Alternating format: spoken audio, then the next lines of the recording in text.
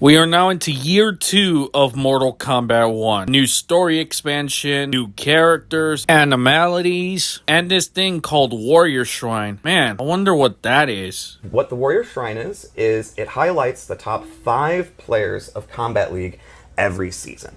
And so what you'll be able to do is scroll through all the previous seasons and see who were the top 5 players of each season. You're kidding, right? After all this hype for many months for Warrior Shrine, this is what it turned out to be? A freaking leaderboard?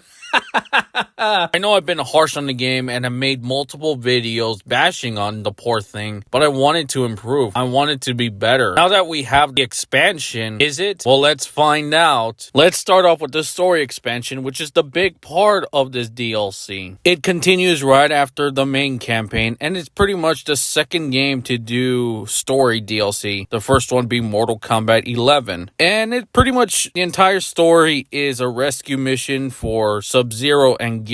Scorpion, Sector, and Cyrax go on this mission, and it focuses on pretty much the Shirai Ryu and the Lin Kuei more. Havoc is the main villain. He was teased in the post-credit scene of the main campaign, and I gotta say, he was kind of disappointing. Like, I wanted to see him be a badass, and he didn't really do much aside from just, ruling a timeline, and that's it. We also see characters shine more. Characters like Tanya and Rain get more spotlight than they did in the first campaign. And it actually was the most interesting part of this chapter. Now, once again, yes, I've made videos in the past criticizing the gender swaps of Sector and Cyrax, and I still have those feelings till this day because they pretty much are just different characters. And this is no exception. Oh, but it's the multiverse, shut up. But anyway, the story expansion, it was a fine story. Short. I would say it's shorter than Aftermath.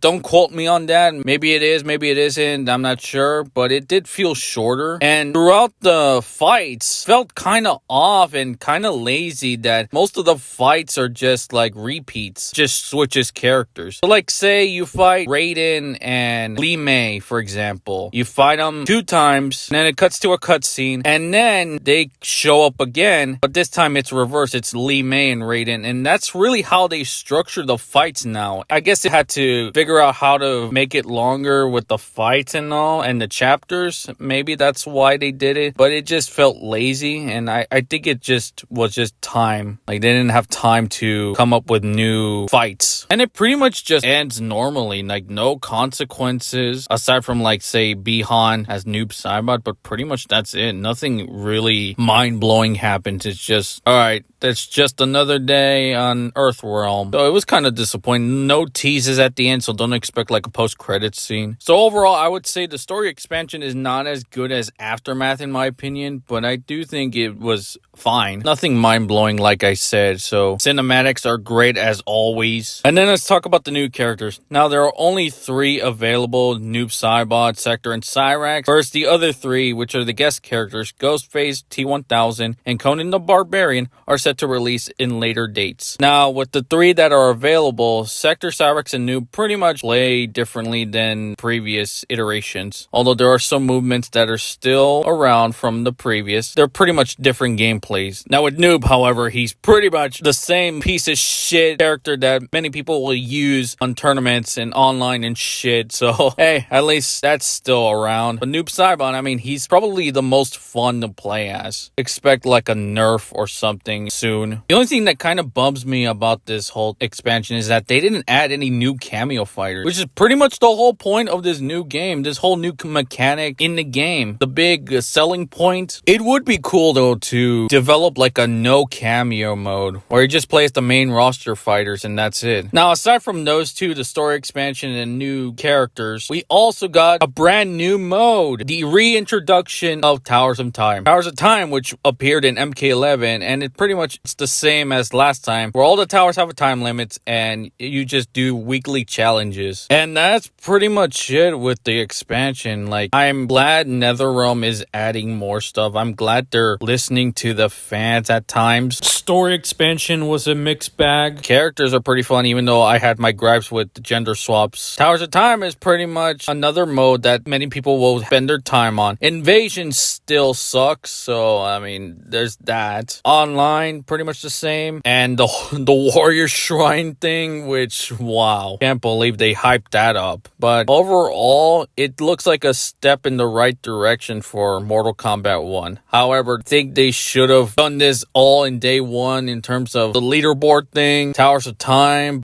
I guess better late than never, but no excuses. But anyway, I will end the video off here. Like and subscribe. And as always, let's hug it out.